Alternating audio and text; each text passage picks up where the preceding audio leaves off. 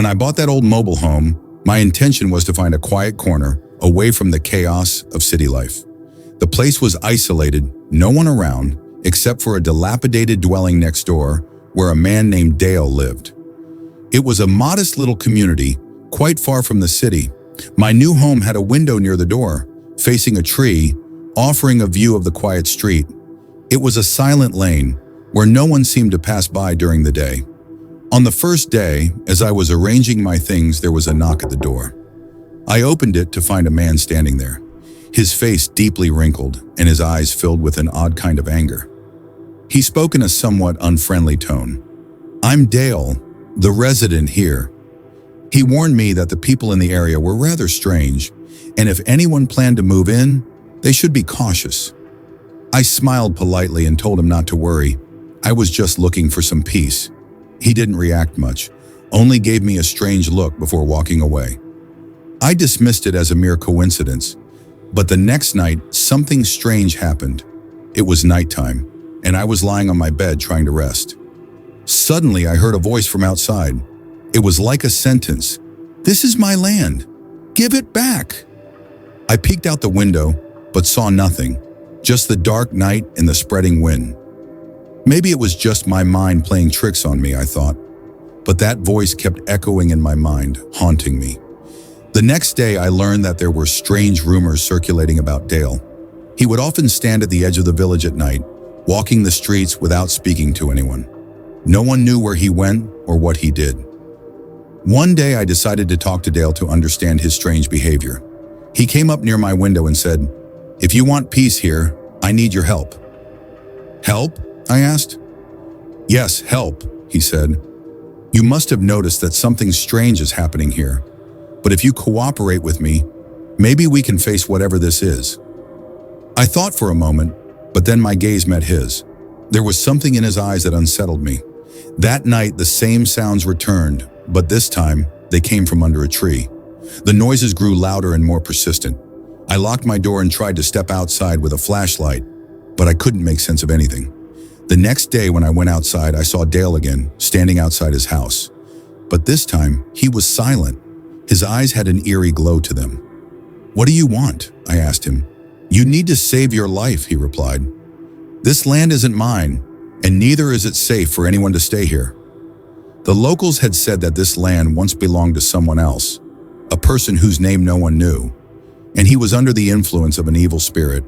As long as the land was not returned, no one who came here would ever be safe.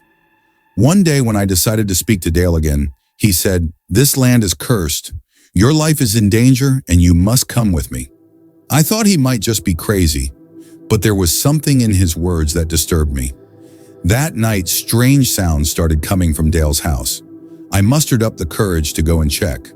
When I got near his house, the lights were anything but normal. The door was open, and from inside came a whispering voice. "This is your time," the voice echoed again. What happened next, I still don't understand. When I went inside, I found that Dale was not there, but the land, the air, it all felt strange. After that night, no one ever saw Dale again. He simply disappeared, and his story remains a mystery. But what I experienced that day was something I could never forget. Even now, when I sleep at night, I can never erase the image of his eyes from my mind. I live in Paco, one of the older districts of Manila. Our street is called Florenza Street, a narrow alley lined with aging houses, their walls stained black from years of moisture and neglect. At night, when the lights dim, the street begins to whisper. Some say it's just the old buildings creaking, but what happened to me wasn't just creaking. 3 months ago, a woman moved into the empty house next to mine. People called her Rosa Maria. She was short, pale-skinned, with eyes that looked like bottomless pits. She never came out during the day. Only in the evenings would I hear her door creak open. She'd step out, draped in a black shawl, stare into the street for a few moments, and vanish again. One stormy night, as rain battered the windows and thunder cracked the sky, I heard a knock at my door. The clock read 1:13 a.m. I opened it, and there she was, Rosa Maria. "Can I borrow your candle?" "My light is gone," she whispered. I handed her a candle. As she reached out, our hands touched. Her skin was like ice. She didn't meet my eyes. She took the candle silently and walked away. But just before she turned the corner, I thought I saw someone, or something, standing behind her. Yet the alley was empty. That night I had a dream. I was inside her house. Torn white curtains hung on the walls. Salt was scattered in strange patterns across the floor. From one of the rooms, I heard the steady sound of dripping water. The door creaked open. Rosa stood there, but her face was missing. In its place was darkness, a swirling void. Then she screamed, "Don't look at me!" I woke up soaked in sweat, my heart pounding like a drum. I started asking neighbors about Rosa. Everyone avoided the question. Only one old woman, Lola Imelda, finally spoke up. "She's not a woman, she's a shadow. 20 years ago, another Rosa lived in that same house. People said she was cursed. She murdered a whole family, then vanished, and now she's back." I wanted to believe she was exaggerating, but what I saw outside my window that night proved otherwise.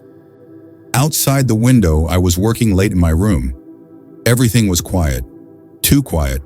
Then I heard soft footsteps, right outside my window. I pulled back the curtain. Rosa was standing there. Her eyes were blood red. She looked straight at me and whispered, "I told you, don't look at me." Then she disappeared. The next morning, I found a bloody handprint on my front door. I couldn't take it anymore. I had to see the inside of that house in daylight. The next morning, I walked in. The door was unlocked. The stench of rot filled my nostrils. Dust and cobwebs coated everything. On the floor lay an old photo, a young woman with 2 children. The woman looked exactly like Rosa. But the photo, it was decades old. A torn calendar still hung on the wall, dated 1972. In the corner, I found a leather-bound diary. The handwriting was shaky. "I am Rosa Maria.